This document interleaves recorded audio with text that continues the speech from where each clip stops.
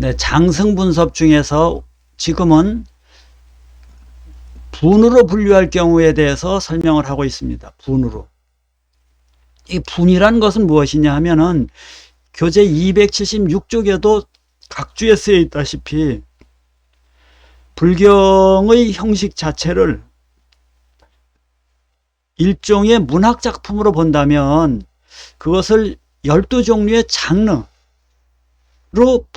분류한 것이다 라고 그 현대적인 입장에서 해석할 수 있겠는데, 그러니까 12분교가 무엇이냐면 이때 분이라는 것은 장르다. 그 안에 담겨져 있는 내용이 아니라 그 소위 장르적인 분류인데, 해서 불경을 분류할 경우에 장르적으로 그것이 12장르 속에 어디에 속하는 것인지 또는 한 경전 속에 어떤 장르가 활용되고 있는지 이런 것들을 보는 것입니다. 여기서 총상이니 별상이 이런 얘기가 나오는데, 총상은 일반적인 이야기, 총론적인 이야기를 총상이라고 그러는 것이고, 별상은 어느 곳에 특정 지어서 이야기할 경우에를 별상이라고 합니다. 그러니까 여기는 총론, 밑에는 강론 이런 정도로 이해를 하시면 좋겠습니다. 분위로 분류할 경우에 12장르가 있다고 그랬죠. 그 중에 계경이 있어요. 수트라입니다. 수트라는 대개 형태적으로 어떻게 그 문학 장르가 그 글쓰기가 경전이 쓰여지느냐 하면 내가 이렇게 들었노라 여시함은 이렇게 시작이 됩니다. 그러면서 끝부분에서는 모두들 기뻐하며 받들어 행하였다. 신수봉행 이렇게 끝이 납니다. 그래서 이 이야기는 열반경에 의하면은 부처님께서 그렇게 말했다라고 합니다. 내 죽고 나서 이 다음에 여러분들이 경전을 걸집할 때는 내가 이렇게 들었노라 라고 시작해서 끝날 때에는 그 경전 마지막 부분에는 꼭 이렇게 모두들 기뻐하며 받들어 행하였다라고 끝을 내라라고 그렇게 유척을 하셨다고 합니다. 때문에 모든 경은 여시함은 끝에는 신수봉행 이렇게 끝나게 됩니다. 어쨌든 이런 것이 일반적인 현상이고, 또 특수하게 이런 경우도 있습니다. 아비달마 잡집론해 볼 것 같으면은 이를테면 긴 문장으로 엮어서 응당이 말씀하실 내용을 간략하게 말씀하신 것, 이런 것을 계경, 경이라고 이렇게 얘기를 합니다. 또 다른 이름으로다간 본법이라고도 하며 직설 또는 성스러운 성교라고도 하는데, 또는 그냥 경이라고만 이름 붙이기도 합니다. 그러니까 꼭 모든 그 경이 여시아문에서 신수봉행으로 끝나는 것이 아니라 이거는 일반적인 얘기고, 이와 같은 것들도 특수한 사례들이 있답니다. 이게 이제 계경이에요. 경이에요. 그런가 하면은 응송이 있어요. 응송. 응송은 무엇이냐면 긴 문장과 상응하는 개송이니 좀 어려울까요? 앞에서 산문적으로 이야기해 놓은 것을, 그것의 내용을 운문으로다가 노래한 것이에요. 그래서 그것을 응송이라고 해요. 그 응송은 왜 응이냐? 상응해서, 앞에 있는 긴 문장과 상응해서 한 개송이에요. 이 상응해서 한 개송은 왜 그렇게 상응해서 응송을 하느냐 하면은, 응송을 하냐면 앞에서 한 내용 중에서 좀 빠지거나 미진한 것을 보충하기 위해서 그렇게 해서 하는 경우도 있고, 두 번째는 특별히 어떤 경전 같은 경우에는 이야기를 계속 하고 있었는데 나중에 참석한 자가 있거든요. 그 나중에 참석한 자를 위해서 그 긴 문장에 상응해서 개송으로 읊은 거예요. 이게 응송이에요. 응송. 그래서 경전을 여러분들이 보시다 보면은 이게 산문적인 글쓰기가 있고 그 뒤에 송이 붙는데, 그 송에는 응송이 붙는 경우도 있고 또는 고기송이 붙는 경우도 있습니다. 이제 뒤에 고기송은 뒤에 말씀드리겠습니다. 수기도 있습니다. 수기. 수기라 하면 무엇이냐 하면은 당시 제자들의 생사 인연을 예언하는 것이에요. 그러니까 석가가 있는 그 얘기를 듣고 있는 사람들, 그런가 하면 보살들이 미래에 반드시 부처될 것이라고 예언하는 그런 형식도 하나의 문학 장르의 형식으로 쳐서 그걸 수기라고 합니다. 수기라고 합니다. 그 다음에 수기가 있는 건 풍송도 있습니다. 풍송은 고기송이라고 말하는데 아까는 응송이라고 그랬죠. 상응해서 앞에 본문에서 했던 내용과 응해서 딱 맞추어서 송을 붙였기 때문에 응송이라고 그러는데 이 고기송은 앞에서 산문적으로 이야기를 하지 않고 그냥 홀로 송만 따로 하는 것이에요. 그래서 거기에 일반적으로는 왜 그렇게 하느냐면 외워서 지니기 쉽기 때문에 또 이런 경우도 있습니다. 개송을 좋아하는 사람을 위해서 고기송으로 이야기를 하기도 합니다. 저도 강의를 해보면은 원각경이 이제 원각경이 응송인데, 원각경은 응송인데, 어떤 학생들은 응송이 더 이해하기 쉽다라고 그런 사람도 있더라고요. 근데 사실 저 개인적으로다가는 난 개송은 좀 어려워요. 산문이 더 이해하기가 좋아요. 어쨌든 그럼에도 불구하고 개송을 좋아하는 사람들이 있기 때문에 이런 방식으로다가 불경을 편집했다라고 이야기를 하는 것입니다. 자, 그 다음에 인연이 있습니다. 인연. 인연이라 하면 경전이 그냥 갑자기 설해지는 것이 아니라 뭔가의 계기가 있습니다. 어떤 사연이 있어서 누군가가 부탁을 하든가 또는 그렇습니다. 법을 청하든가 그것에 대해 궁금증을 드러내어서 질문을 하든가 그렇게 해서 거기에 대한 답변하는 형식으로다가 설명이 되어집니다. 그래서 일반적으로다가는 부탁을 해서 또 질문을 해서 이렇게 설명을 하는 경우가 있고, 근데 특별적으로도 이런 경우도 있습니다. 어떤 사안의 본말을 알게 하기 위해서 그런 말을 하는 경우도 있습니다. 자, 다음에는 인연 다음에는 뭘까요? 자설입니다. 자설. 앞에 인연의 경우는 뭔가의 계기가 있어서 질문이 있어서 또는 특정 사안이 있어서 그것이 원인이 되어서 이야기하기 때문에 그걸 인연이라고 그러는데 이 자설은 그런 인연이 없는데도 그냥 부처 스스로가 말을 꺼내는 게 있어요. 예. 왜 그러느냐 하면 상대로 하여금 부처님께서 하실 말씀이 있는 줄을 알게 하여서 설법을 청하게 하려고. 그러니까 상대가 묻지도 않았는데 얘기하는 경우가 있어요. 그것에 이제 총체적으로는 그렇고 특별하게 이런 경우도 있습니다. 교화하시는 방법을 은중하게 하려고 그런 것이래요. 중생들이 부처님의 자비심을 생각하면은 부처님께서는 중생들이 청하지 않아도 벗이 되어 준다라는 것입니다. 청하지 않아도 벗이 되어 주기 때문에. 그러니까 중생들이 은근히 마음으로 깊이 사려하고 있으면은 그네들이 청하지 않아도 그 마음을 헤아려서 말해준대요. 이게 자설이래요. 이 자설은 그냥 스스로 얘기하는 거예요. 앞에 있는 인연은 어떤 사안이 있거나 또 누가 질문하거나 그런 것이 계기가 있어서 말하는 것이 인연설이고, 자설은 그런 거 없는데도 그냥 혼자서 말하는 것이네요. 그 다음에 이제 본사와 그 다음에 이제 본생, 다음에 8번째는 본생. 이게 좀 비슷비슷하면서도 약간의 내용이 다른데 일단 좀 설명을 해 보겠습니다.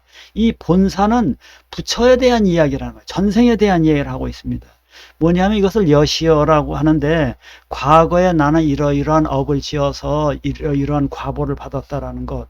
그러니까 그 업서를 설명할 목적으로 본사를 이야기합니다. 경우에 따라서는 제자들의 전생을 이야기하는 경우도 있지만 일반적으로다가는 총론적으로 얘기하면 부처에 대한 이야기만 집중적으로 하는 것입니다. 그런가 하면 본생 다음 이게 자탁한데 요것은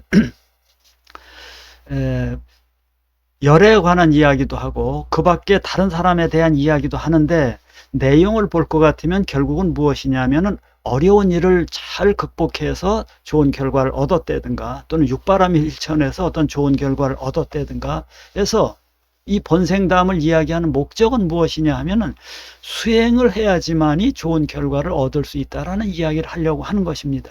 이 자타카는 초기 불교뿐만 아니라 대승불교 경전에서도 많이 나타나는 경전 장르의 한 형식인데 불교 문학적으로도 매우 뛰어납니다. 그런가 하면은 이것을 활용해서 미술 작품을 만들기도 하고 또 여러 가지 유형적인 문화에 영향을 많이 주는 것이 이 본생담입니다. 자타카입니다. 그 다음에 이제 방광은 이게 대승경전에만 나타나는 특징인데 빛을 발합니다. 부처가. 그러면 그 빛을 바라면서 그것이 계기가 되어서 이런저런 얘기가 펼쳐지는 경우가 있습니다. 원각경도 그렇죠. 그 다음에 이제 미증유인데 이것은 말 그대로 미증유입니다. 우리의 이성으로서, 우리 언어로서 이해하기 어려운 것들.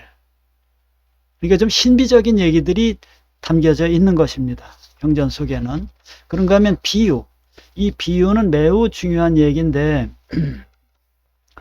이 비유는 아바다나를 이렇게 비유라고 번역했는데 우리말로 번역하면은 조금 의미가 이렇게 좀 충분하지 못해요. 여기서 비유는 대전제와 비슷합니다. 대전제와 비슷합니다. 불이 있는 곳에는 반드시, 아니, 연기가 있는 곳에는 반드시 불이 있다. 마치 아궁이에 연기가 있을 때 그곳에 불씨가 있듯이 이렇게 얘기하는 것입니다. 그 뒤에서 말하는 아궁이에 연기가 있는 곳에, 아궁이처럼 연기가 있는 곳에 불이 있듯이, 이럴 경우에 아궁이처럼, 비유하면 아궁이처럼, 이런 것이 이제 유인데, 이 유는 비유라는, 아바다나라는 것은, 비유라는 것은 대전제와 제가 비슷하다, 3단 논법의 대전제와 비슷하다고 그랬죠. 근데 이 비유를 왜 드느냐면 인도 논리의 특징인데, 서로가 입론자, 주장하는 자와 상대방, 대론자가 의견이 일치할 경우에는 논쟁할 필요가 없죠. 그죠? 서로 일치하지 않으니까 논쟁을 하는 것인데, 그러니까 주장을 하기 이전에 서로 공유해야 될 대전제를 서로 공유해 놓고 시작을 합니다. 그런데 대전제라는 것은 매우 추상적이기 때문에 그 대전제를 설명할 수 있는, 그것도 우리가 경험적으로 인지할 수 있는, 그것도 가까이에서 누구나 많은 사람이 어느 경우에도 인지할 수 있는 하나의 사례를 들게 돼 있습니다. 그게 비유예요.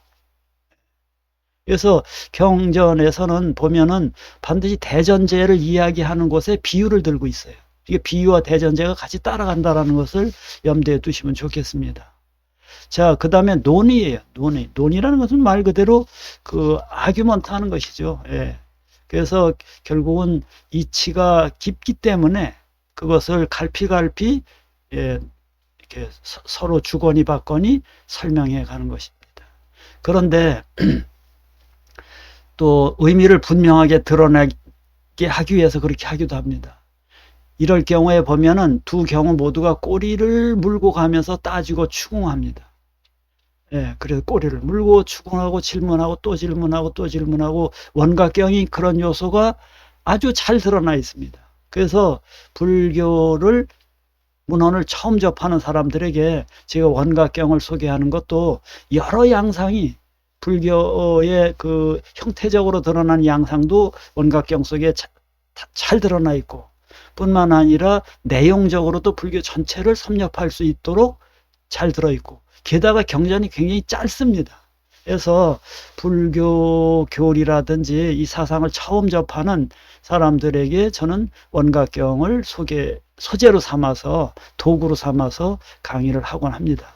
어쨌든 이 논의는 부처 자신이 논하기도 하고, 또는 보살끼리 논하기도 하고, 이런 방식으로다가 경전이 쓰여 있습니다. 자, 요 정도로 말씀드리고 이제 마무리를 지어야 될 것 같은데, 이 장, 승, 분위로 나눌 경우에 원각경은 어디에 포섭되느냐에 대한 것이 이 장승문섭의 주제이거든요. 그러니까 규홍종민 이렇게 말하고 있는 것이, 원각경은 12분교 중에서 계경과 방광의 두 개의 분교에만, 계경과 방광에 속하거든요. 그런데 원각경의 입장에서 12분교를 포섭해 보면은 이 9개가 다 들어있다라는 것이에요. 9개는 뭐냐 하면은 꿰뚫어 포섭하는 의미가 있잖아요. 꿰잖아요. 예, 경은 시, 꿰다는 실이잖아요. 때문에 계경의 의미도 들어있고, 정정분의 하나하나는 모두 중성이거든요. 때문에 거기에는 응송적인 요소도 들어있고, 앞에 있는 산문적인 내용을 거기에 상응시켜서 개성으로 거듭해서 노래하고 있거든요. 그래서 응송도 들어있고, 또 수기하는 부분도 있거든요. 그런가 하면은 상대방의 청에 따라서 그냥 얘기하는 게 아니거든요. 그런 계기가 있어서 설법을 하기 때문에 인연이기도 하고, 부처님이 인지에 있을 때 원인되는 수행, 아직 부처되기 이전에 있을 때 어떤 수행을 하셨는지를 설명하고 있기 때문에 본사적인 요소도 들어있고, 또 육바라밀 수행, 그것이 원인이 되어서 부처된 것도 아니고, 또 열반도 궁극적인 결과, 우리의 궁극의 도달 지점은 아니다라고 얘기하니까 그건 참 우리의 이성으로서 이해하기 어려운 미중이에요. 좀 불가사의한 얘기를 하고 있거든요. 그런가 하면 경의 제목에 대방광 원각수다라 여의경, 이거 방광이 들어있고 27개의 비유가 원각경에 나옵니다. 비유도 들어있고, 보현보살이 질문하고 금강장보살이 따져묻는 논의도 들어있다는 것이에요. 그러니까 원각경 속에는 풍송과, 그러니까 고기송이죠, 자설, 본생, 요거 세 개만 안 들어있고 12분교의 내용이 9개가 다 들어있다라는 것입니다.